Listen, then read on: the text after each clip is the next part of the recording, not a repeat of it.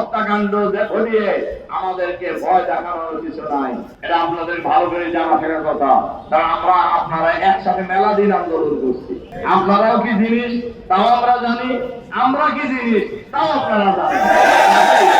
মানুষ খুন করে ক্ষমতায় থাকা যায় না, মানুষ খুন করে দেশ পরিচালনা করা যায় না।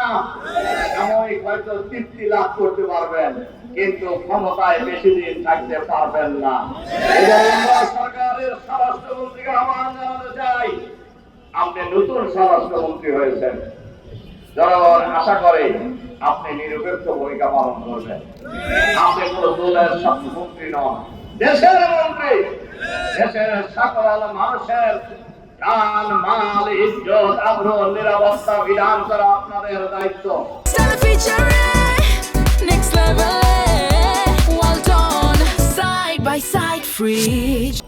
আমরা আহ্বান জানাতে চাই, অবিলম্বে এই খুনিদেরকে গ্রেফতার করতে হবে।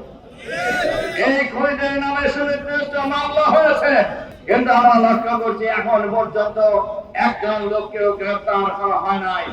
দিনে দুপুরে হাজার হাজার মানুষের সামনে হত্যাকাণ্ড সংঘটিত হয়েছে। আমরা সরকারের কাছে আহ্বান জানাতে চাই, অবিলম্বে শহীদ হাবিবুর রহমানের হত্যাকাণ্ডের সাথে যারা জড়িত এই খুনিদেরকে গ্রেফতার করতে হবে। তাদেরকে দৃষ্টান্তমূলক শাস্তির ব্যবস্থা করতে হবে।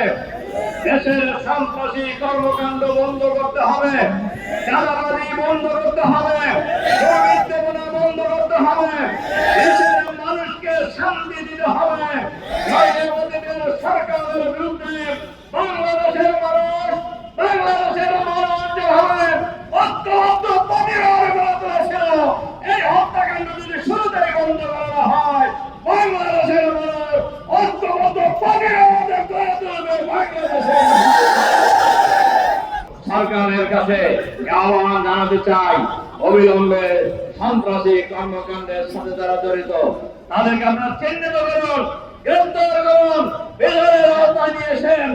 বাংলাদেশকে একটি শান্তির বাংলাদেশ হিসাবে প্রতিষ্ঠা করার চেষ্টা করুন। আমরা আপনাদেরকে সহযোগিতা করব, কিন্তু যদি এর ব্যত্যয় হয়, সব কিছুই যদি দলীয় দৃষ্টিভঙ্গিতে বিবেচনা করেন, আমরা সিদ্ধান্ত নিয়েছি আমরা পার্লামেন্টে এবং রাজপথে উভয় জায়গায় আমরা সকল অপকর্মের বিরুদ্ধে আমরা লড়াই চালিয়ে দেব ইনশাআল্লাহ। হত্যাকাণ্ড ঘটিয়ে আমাদেরকে ভয় দেখানোর কিছু নাই। এটা আপনাদের ভালো করে জানা থাকার কথা। কারণ আপনারা একসাথে মেলা দিন আন্দোলন করছি। আপনারাও কি জিনিস তাও আমরা জানি, আমরা কি জিনিস তাও আপনারা জানেন। আমরা বলবো এই সমস্ত হত্যাকাণ্ড, সন্ত্রাসী কর্মকাণ্ড আল্লাহর রাস্তায় বন্ধ করুন।